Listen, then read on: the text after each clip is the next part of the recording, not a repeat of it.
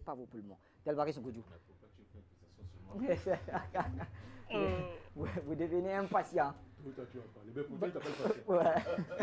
Bachir, oui. Sincèrement, nous sommes en train de faire cette émission. Parfois, nous ne mesurons pas l'ampleur, la pesanteur, l'intensité des secondes qui sont en train de s'égrener depuis ce matin, particulièrement sur cette thématique. Oui.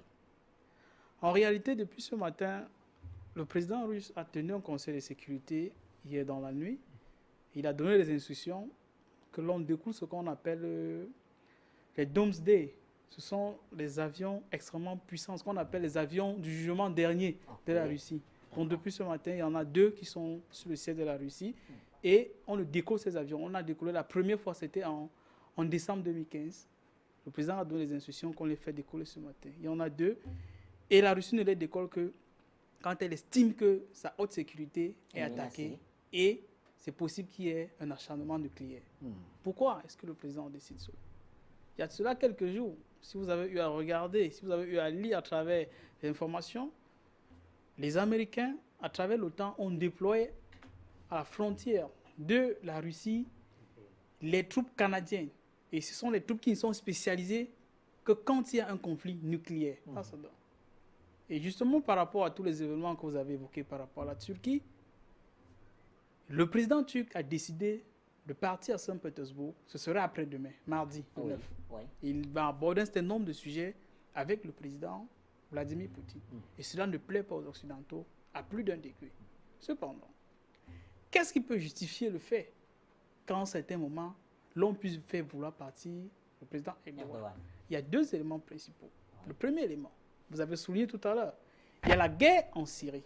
Mais dans l'élément de la guerre en Syrie, Erdogan était avec les Occidentaux. Il les a soutenus. Il a pratiquement détruit toutes ses relations avec Bachar al-Assad. Mais il s'est rendu compte que les Américains jouaient double jeu. Parce que n'oublions pas que pendant ce même moment, les Américains armaient et formaient les Kurdes de Turquie.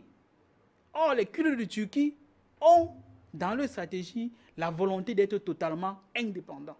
Donc, les États-Unis finançaient indirectement la division de la Turquie. Or, les Kurdes de Turquie représentent environ 45% du territoire turc. Oui. Les États-Unis étaient prêts à aller dans ce sens. Ça a été comme une trahison pour Erdogan. Erdogan s'est trouvé au mur. Surtout que dans les sanctions qui avaient été prises par la Russie contre la Turquie, la Turquie perdait quand même 30 milliards de dollars. Oui. Elle était seule dans la situation. Mais à côté de cela, pire, les Américains ont fomenté le coup d'État. Les Russes étaient au courant du coup d'État. Depuis décembre, il y avait des éléments qui montraient déjà cela. Mais cependant... Dalvaris, est-ce que ça justifie la déclaration du président Erdogan qui dit que cette tentative de coup d'État a des acteurs à l'intérieur de la Turquie, mais son scénario a été écrit à l'extérieur? Justement, c'est lui-même qui le dit. Justement parce que le scénario a été écrit à Washington et à Langley, au cœur de la CIA. Okay. Et les Russes étaient au courant. Les Russes informent parce qu'en réalité, les éléments, non seulement à l'intérieur du renseignement turc étaient au courant, mais les Russes savaient que beaucoup de militaires étaient impliqués. C'est pourquoi, premièrement, ils attendent, ce n'est qu'à quelques heures, quand le président Erdogan est en vacances. Ils se rendent compte que l'alentour de Erdogan est tellement pourri que le président Poutine est contraint de donner les instructions au GRU. Le GRU, c'est le renseignement militaire russe.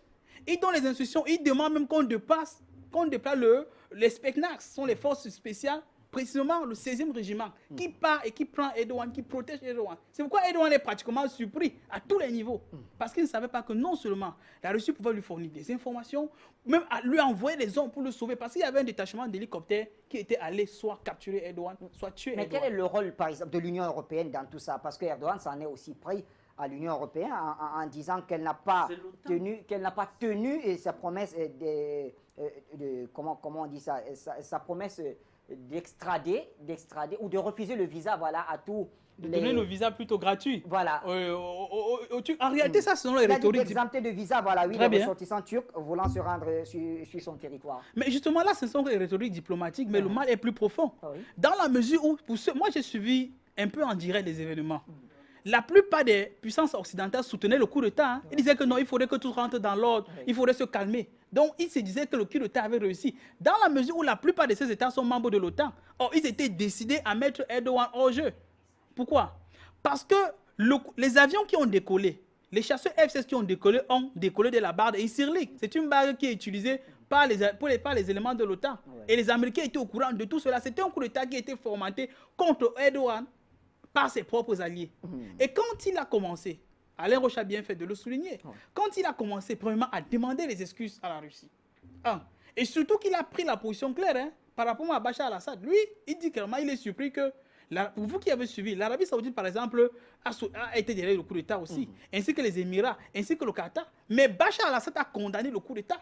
C'est pourquoi dans l'implémentation, quand les Russes et les Iraniens sont au courant, il y a Qassem Soleimani, qui est le général en chef de la force Al-Quds, qui est, parce qu'il faut comprendre qu'en Iran, en réalité, il y a deux armées. Il y a l'armée normale comme dans tous les pays, mais il y a la force Al-Quds, qui est une force qui est directement sous le commandement de l'Ayatollah Ali Khomeini, le gardien de la révolution iranienne. C'est lui qui dit aux Turcs, non seulement on arrête le coup d'État, mais surtout envoyer la population dans la rue. Or, tout cela, Qassem Soleimani ne pouvait le faire qu'en collaboration avec le FSB et le renseignement militaire russe.